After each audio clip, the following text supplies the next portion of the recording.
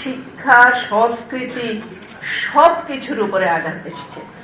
ছায়ানট কেন ভ্যান্ডালাইজ করা হলো প্রশ্নটা রাখছি বর্তমান সরকারের কাছে।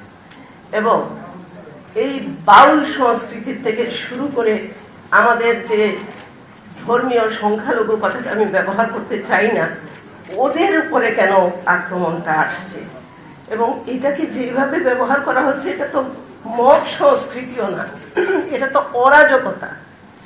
কারা করছে, কেন করছে, তাদেরকে কি চিহ্নিত করা যায় না?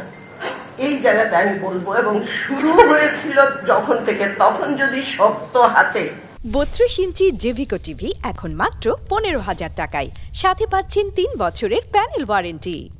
এই সরকার ব্যবস্থা নিত, আমি এটা বলে শেষ করি। শুরু হয়েছে কিন্তু গত বছরের 20-21 আগস্ট। আপনাদের খেয়াল আছে কিনা, এইচএসসি পরীক্ষা বাতিলের দাবিতে সচিবালয় ঘেরাও করেছিল এবং সেখানে সরকার সেখানে মাথা নত করে মেনে নিয়েছিল 14 লক্ষ বাচ্চার ভবিষ্যৎ চিন্তা না করে। 200 শিক্ষার্থী গিয়ে আন্দোলন করেছে। তারপরে দেখলাম এই মবের রাজত্ব হয়ে গেছে বাংলাদেশ। একের পরে এক রাস্তাঘাটে আন্দোলন হচ্ছে, জনদুর্ভোগ হচ্ছে। এখন তো দেয়ালে পিঠ থেকে গেছে। প্রতিবাদ শুধু না, প্রতিরোধ করব আমরা। আমরা বৃহত্তর নাগরিক সমাজের একজন হিসেবে বলবো, আমরা আছি আপনাদের সাথে, সবাই মিলেই এটাকে